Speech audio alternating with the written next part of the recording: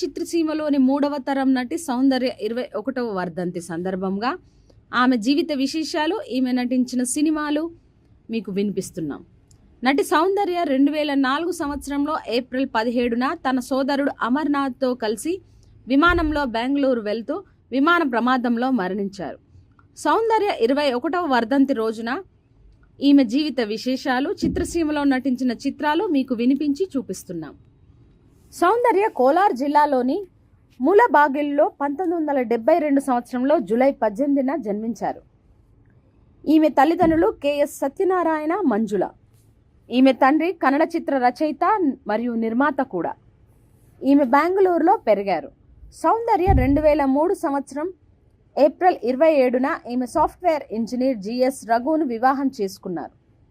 సౌందర్య తెలుగు చిత్రాలతో పాటు కొన్ని కన్నడ, తమిళ, హిందీ, మలయాళ చిత్రాలలో కూడా నటించారు. కన్నడలో గంధర్వ చిత్రం ఈమె మొదటి చిత్రం. జూలై 1992 సంవత్సరంలో విడుదలై విజయవంతమైంది.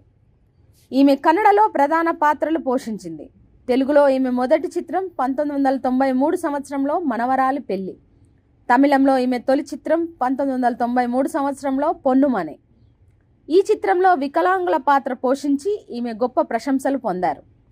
ఈమె తెలుగులో నటించిన కొన్ని ముఖ్యమైన చిత్రాలు: 1993 సంవత్సరంలో దొంగ అల్లుడు, 1994 సంవత్సరంలో హలో బ్రదర్, 1995 సంవత్సరంలో భలే బుల్లోడు మరియు అమ్మ దొంగ, 1996 సంవత్సరంలో పవిత్ర బంధం, 2001లో శ్రీ మంజునాథ, 2004లో శ్వేతనాగు.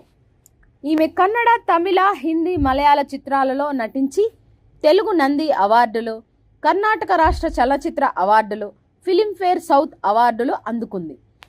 ఈ అవార్డులు 1995 సంవత్సరంలో అమ్మోరు చిత్రానికి ఉత్తమ నటి ఫిలింఫేర్ అవార్డు, 1996 సంవత్సరంలో పవిత్ర బంధం ఉత్తమ నటి తెలుగు నంది అవార్డు, 1999 సంవత్సరంలో రాజా చిత్రానికి ఫిలింఫేర్ అవార్డు, 1999 సంవత్సరంలో కర్ణాటక సినిమాల్లో ఉత్తమ నటి అవార్డు, 2003, 2004 సంవత్సరాలలో కర్ణాటక రాష్ట్ర చలనచిత్ర అవార్డులు పొందారు.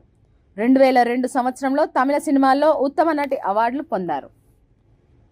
ఈనాడు 3వ తరం నటి సౌందర్య 21వ వర్ధంతి రోజున శ్రద్ధాంజలిగా మా V3 ఛానల్ ద్వారా నటి సౌందర్య, ఈమె జీవిత విశేషాలు, ఈమె నటించిన నట సౌరభాలు వినిపించి చూపించి ఈ రూపకం ముగిస్తున్నాం. చూస్తూనే ఉండండి V3 న్యూస్. లక్ష్యం సమాజ్ హితం. నమస్తే.